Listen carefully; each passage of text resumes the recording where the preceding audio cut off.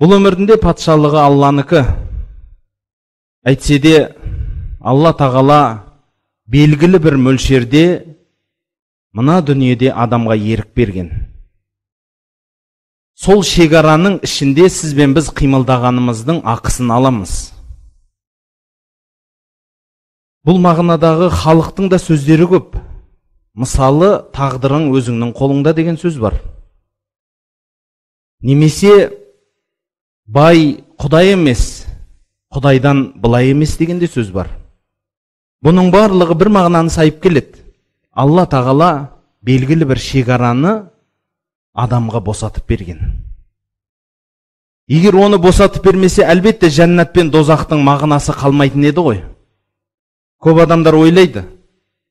Пайғамбарымыз саллаллаху алейхи ва салламның хадистерін, не Құрандағы кейбір аяттарды естіп, кереғар түсінеді. Ол хадистерде айтылады, адам баласы жәннати не дозақи деп жазылып қойылады маңдайына дейді. Анасының ішінде жатқанда. Бір періште келіп жазып кетеді дейді. Жан үрлеп. Содан бір адам шығып айтады ғой енді. Әй, ақыры жәннати екенсің. Онда намаз оқып не керек? Бәрібір жәннатқа кіресің. Дозақи болсаң, онда намаз оқып не керек? Бәрібір дозаққа кіресің. Дейді ғой. Қандай амал жасасаң да, бәрібір жәннатисің. Немесе дозақисың десе, онда бұл өмірдің мәні не дейді. Сөйтіп кейбіреулер қазақтағы сөз бар, адамның басы Алланың добы деген. Осы сөзді тура мағынада түсінеді де ойлайды. Болды дейді. Сен қалай десең солай жазып қойғансың, маңдайыма жазылғанды көремін, басқа еш нәрсе емес дейді. Бірақ бұл қате пікір. Қате пікірлігі сонда, Алла тағала адамға мына дүниеде шекаралар берген. Бір шекаралар бар, адам баласы оған кіре алмайды. Кіруге де ақысы жоқ. Тіпті оны игере де алмайды, егер соны берсе. Мысалы, адам тамақ ішеді. Сіз күніге тамақ ішесіз. Сол тамағыңыздың ішкеннен кейін, тамағыңыздан өткеннен кейін, әрмен қарай сіз игересіз ба? Ойланасыз ба өзіңіз? Тамағым былай кетіп бара жатыр, сұйықты былай лақтырам, қоюды былай лақтырам, ішегіме түсті, оны былай қортайық, ана жерге алып барайын, мына жерде сөл бөлуіміз керек, мына жерде үйтем. Соны сіз басқарасыз ба? Жоқ. Бұл автоматтық түрде болады. Дұрыс па? Сіздің ешқандай қатысыңыз болмайды. Қатысыңыз болмайды дегенде, ғақли тараптан сіздің ешқандай қатысыңыз болмайды. Сіз ойланбайсыз. Өзі болады. Ауа да солай. Дұрыс па? Сіз қазір отырған күйі сіз автоматтық түрде дем алып, дем шығарып отырсыз. Оны сіз игеріп отқан жоқсыз өзіңіз. Өзі келеді, өзі шығады. Автоматтық түрде жүйеленген.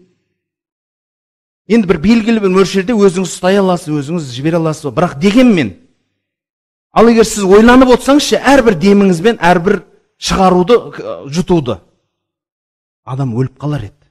Өйткені ұмытшақ қой адам. Өзі адам ұмытшақ, өзі бір нәрсемен айналысып кетіп отырып, дем алуды ұмытып қапты, өліп қапты десе. Мүмкін ғой енді, мүмкін ғой. Ана пәленше өліп қапты, неге дем алам деп ұмытып кетіпті дейін, ана бір нәрсені бір әдемі атты көрген екен, о шіркін жануар-ай деп тұрған кезінде дем алуды ұмытып кетіп өліп қапты дейді. Бірақ өйтпейсіз ғой. Сіз ұйықтап жатқанда да қандай ұйықтайсыз? Игересіз ба өзіңізді? Жоқ. Көп шекаралар бар. Мысалы, қарапайым көз. Көздің ішіндегі қарашықтың қаншалықты үлкейіп кішірейтінін білесіз ба? Өзінен 400 есе үлкейеді. Өзінің мөлшерінен 400 есе үлкейеді қарашық. Қайтып кішірейе алады. Соның әрбір жаңалдегі анау сол ненің тілімен енді бір жобалатып біздің домбайша айтқанда қарашықтың объективін кішірейтіп үлкейтуді сіз менің біз атқармаймыз ғой, қанша жарық түседі, соны игереміз, соны кішірейтеміз дейсіз ба? Жоқ. Егер сіз өзіңіз игерсеңіз, қашан соқыр болып қалар едіңіз. Күйдіріп жіберетін едіңіз ар жақтың бәрін. айналдырған кішкентай бір цифровой аппараттар қазір оңай ғой, бірақ мықты бір әдемі қымбат аппарат алыңызшы, фотоаппаратты айтам мен. Соның өзін сауатты түсіретін адам аз. Сауатты өте жаңалдегі көлеңкелеріне шейін қойып, өзінің орнына шейін қойып, анау енді майда шүйдесін айтпай ақ қойшы, анау ICO-сы бар, басқасы бар, черно-белый, жаңа ағы менен қарасының, көгі менен қызылының арасындағы айырмашылығы, оның бәрін қолмен істейтін аппарат болсыншы сізде. Оны оқуға барып келер едіңіз 4 жыл, 5 жылға. Оқып болғаннан кейін бір 5-6 жыл оны игеріп үйренгенге шейін неше аппараттың басына жетесіз. Ал егер көзіңізді туыла салып сөйтіп беріп қойсашы игеруді, не істейтін едіңіз? Қашан соқыр қылатын едіңіз ол көзді? Құлақ та солай. Барлық дене мүшенің көпшілігі сізбен біз басын ауыртпай-ақ қойсыншы осы бейшара. Қиналмай-ақ қойсыншы деп Алла сізбен бізге ол шекараға кіргізген жоқ. Одан бөлек өмір менен өлім. Ол да бір шекара. Сізбенен біз кіре алмайтын шекара. Егер оны да бергенде, адам өз басына өзі қайғы жасайтын еді. Қашан дүниеге, қашан келіп, қашан кететінін өзі игере алса. Әлі күнге шейін не бір фантастикалық адамдар бар ғой, мысалы андай бір туындылар, неше түрлі киноларда болады ғой, жаңа уақыт сағатты өзгертіп жіберіп, пәлен ғасыр немесе пәлен жыл арқаға кетіп қалып, ана пәленшені өзгертіп, тағдырды өзгертіп жіберіпті міш. Бұл адамның арманы ғой, баяғыдан келе жатқан. Өлім менен өмірді игере алсам деген мақсат қана. Бірақ түптің түбінде уақытқа бағынатынын сезет адам. Сол үшін Алла тағаланың бір сөзінде, бұл пайғамбарымыз саллаллаху алейхи ва саллям хадис құддусида келеді, Алла тағала пайғамбардың аузыменен, тіліменен айтады. Заманды сөкпеңіз дейді. Яғни біз кейде айтамыз, ой, заман не боп кетті? Заман жаман боп кетті дейміз, дұрыс па? Заманды сөкпеңіз. Заман менің бір сипатым дейді. Алла тағала айтады. Менің бір сипатым дейді. Оны сөкпеңіз дейді. Уақыт қой. Сол үшін бауырлар, бұл дүние шегаралар.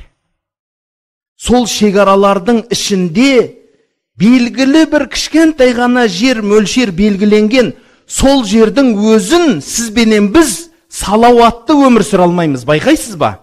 Сіз күніге таңертең ұйқыдан тұрдыңыз, кешке шейін өз-өзіңізді ақылмен басқарамын деп айтыңызшы. Қол көтеріңіздерші, мен көрейінші сол адамды. Ақыл менен бір сәт, бір минутымды бекер жіберген жоқпын, есептеп қойғанмын мен. Барлығын өз орнымен, өз уақытымен пайдаланам. Анаған ананы жұмсайым, мынаған мынаны жұмсайым. Құртпаймын. Барлығы өзінің орныменен есептеліп қойған. Айтыңызшы, игере аласыз ба? Бір күннің өзін әр минутын егер сіз кешке отырып, жазып тұрып есептесеңіз ұтылып қаласыз. Күніге ұтылып қаласыз. Егер Құдайдың кешірімі болмаса, бауырлар, сол үшін сізбенен біз жәннатқа кіре алмаймыз деген пайғамбардың сөзі бар. Біз өзіміздің жасаған амалымызбен жәннатқа кіре алмаймыз.